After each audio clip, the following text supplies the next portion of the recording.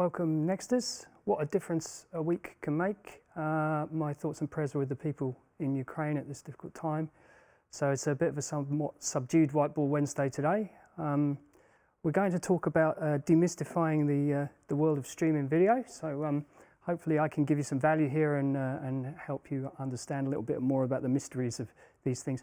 This does have to come with a bit of a caveat because I'm not really grown up enough to really understand the great depths of this, but we'll talk about that more towards the end. So I've done some research with our developers to help us with this process. So let's start the presentation. So basically, as we've seen before with this elephant, video is huge. It's huge. And back when the first internet came along in the 90s, you know, we were downloading things and it would take like 3 hours and, you know, you'd go and get half the picture. It was a disaster. It was horrible. So we need to cut it into more manageable pieces is what we need to do. So it sounds really simple, right?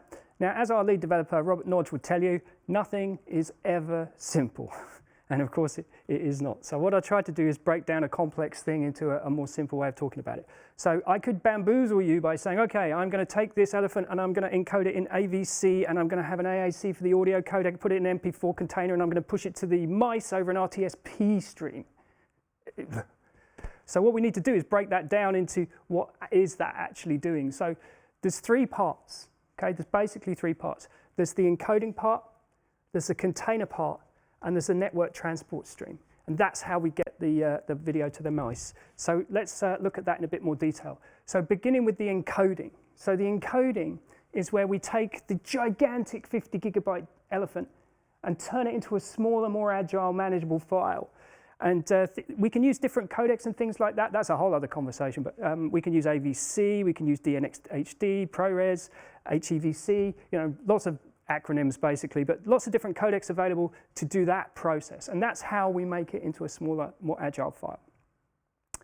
Then we have to put that in a container. So when I say container, I want you to think about the actual file that you're commonly seeing on your computer, for instance. So you might see like .mp4 or .mxf or .mov. That's the container. And in the container, you can think of it like an IKEA box, right? So inside there, we're putting the video, encoded video, the encoded audio. We can put the subtitles in here. We can put all different metadata in here even. And also, it comes with instructions. It's called a manifest. So there's inside the crate, everything you know how to put all those pieces together when you're reassembling it on the other side. Now, in some circumstances, for instance, if you were to video your cat, which I do quite a lot, and send it to your mother, which I do quite a lot, that file, you're actually sending this one single contained file. But what if this is a live stream? So this file is always being updated because it's live. So then you need a way to transfer it to the mice live. And that is the part where we get to the network transport stream. So the network transport stream effectively is the road. And the road is delivering the file to the mice over here. And what we're doing is we're taking a small part of the file and its container and putting it in the truck, and that's called a packet. And we send that packet across over there. So the process is ongoing. We're sending a packet of data and it's shown on the screen. We send another packet of data and it's shown on the screen. And this is what a stream is. It's a stream of packets of data that are decoded into video on your laptop or on your smart TV or however. So there's a lot of processing going on here. And I need to add to this point, all the processes that we actually saw, if I just go back a little here, if you have something like NDI, or even to a degree 2110, it takes care of that whole flow, okay? So that's why NDI is very popular, because it's really, really simple for the user just to plug the cable in and discover the stream, effectively, from whichever device. So NDI and 702110 can actually do this process on its own, and then that obviously is shifting the packets through that format. So, you know, like I say, it's horses for courses. There's different ways of doing it. There are easy ways, complex ways, etc. Okay. So what's the issue here?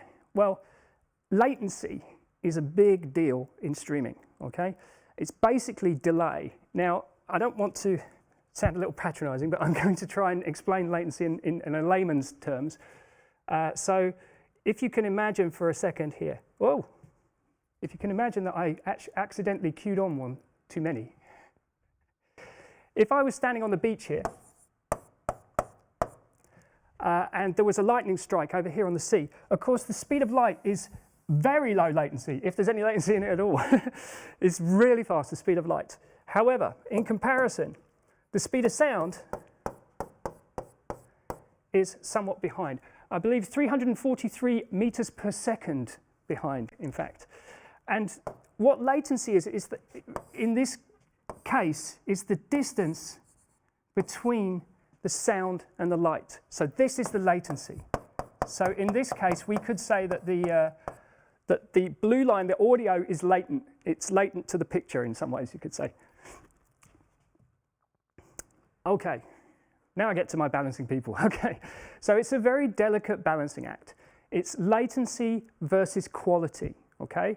So you can have very low latency, or you can have very high quality, or you have to try and find a balance in the middle. And some of those transport streams that I was talking about, like for instance, WebRTC, this stands for Web Real-Time Communication. What, as a transport stream, WebRTC favors low latency over quality, okay? So when you're in your Zoom call or your Teams call, you are looking at WebRTC because this is very responsive to bandwidth issues. So if your bandwidth starts to get lower and lower, it will reduce the quality of the picture because it's always trying to deliver the latest frame to your Teams meeting or your Zoom meeting. If you have the bandwidth, you can actually, I've heard stories of people actually moving 2110 over WebRTC, which is very cool, but you must guarantee the bandwidth to be able to do that. And that's as opposed to, for instance, a format like HLS. So what HLS does is HLS predicates quality over latency, okay? So here you will be behind, seconds behind, in fact, from real time in comparison to WebRTC, but the picture will be better. And HLS is actually a really good format for delivering OTT, you know, so if you want to actually download a file or stuff like that and different devices, but I'll get into that in a little bit. So it's this kind of delicate balancing act that we're talking about here. Okay, fundamentally, you cannot beat physics, okay? Latency is always persistent. And I've got a funny little diagram here that I hope will help to explain it, okay? So first things first, I've got a football stadium here on the side, and I'm just going to push my button and try not to double queue. There we go. Okay, let's use red. So if you were standing next to the football stadium here, okay, and there was a goal, you just hear it instantaneously, right? Because the speed of sound is you're very close to the stadium, so it's very, very fast, okay? So that kind of is fine in that respect. But in this respect over here, we have a pub and we have Robert's house, okay? Now, Robert lives next door to the pub. So the pub has an aerial, right? Oh, that's a terrible drawing. You imagine, but it's coming in over digital terrestrial, right? So over here by the football ground, we have an OB truck. We have lines coming into there from the cameras. It's being mixed in the vision mixer in here, obviously. Then it's probably going to a satellite uplink. There's a bird up here in the sky. So the signal goes up there, then it comes down to a downlink somewhere. Then it goes through a TV station, probably to an antenna somewhere. And that antenna sends the signal to the pub. Voila. Now, there's latency here even. There's latency in the vision mixer. It's milliseconds, but there's latency in the time up to the bird. There's latency in the delivery from the tower to the aerial. But this is what we're very much used to. And this is a very common way of saying that low latency. This is quite low latency. The issue for Robert here is, if I can take blue for Robert, is Robert's looking at the same feed. But the feed is coming from the truck into an encoder because he's watching it on his smart TV as a stream, right? So there's an encoder here somewhere. The encoder's obviously doing what we were talking about before. It's doing the encode and it's doing the containering and the sending the transport stream. This would be the public internet. So over the World Wide Web, we're sending the stream around there to Robert's house. And probably the decoder here, how we decode that video, will probably be Robert's television, okay? Now the issue here is there are a lot more points of latency across that chain, okay? So we're encoding, we're sending it over public internet, we're decoding and turning it back into a video picture. That's not really, it is to a degree, but that's not really what's happening here. So the downside of that for poor Robert is this. In the pub, should there be a goal, Robert sitting at home hears them cheer, but he hasn't seen the goal yet. And he's waiting because it's here somewhere, it's coming over, but it's latent. And finally when it arrives, of course, he gets even worse luck because he's the loser in that particular situation. So, oh, I should get rid of this. Okay, so here we have an example of how latency can be improved. So, just get my whiteboard back. Okay, so I'm going to use as an example SRT.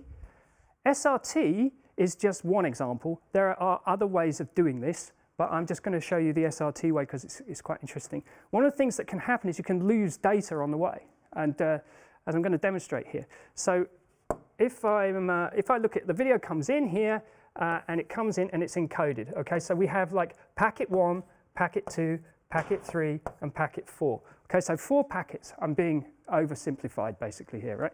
So 4 packets, and then the decoder over there, we're going to send packet 1 around the planet, over the World Wide Web, and it's going to arrive here, and then it's going to go into the decoder and play out as video, okay?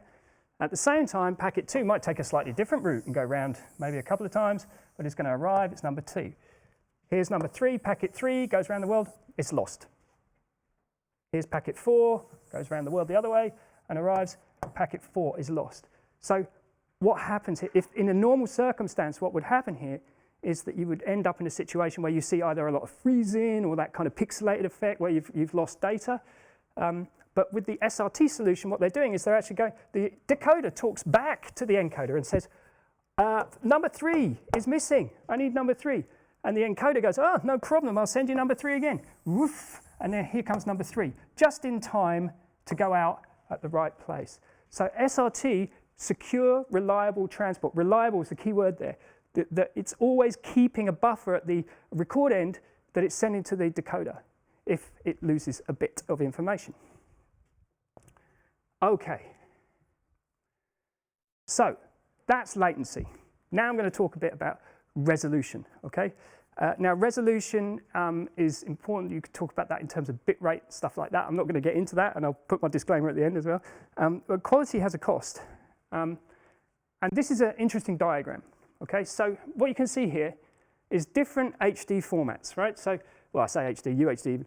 So 720p where we started, 1080p, UHD, and 4K. Now, just because it's fun, 4K and UHD aren't really the same thing. 4K is just a little bit wider.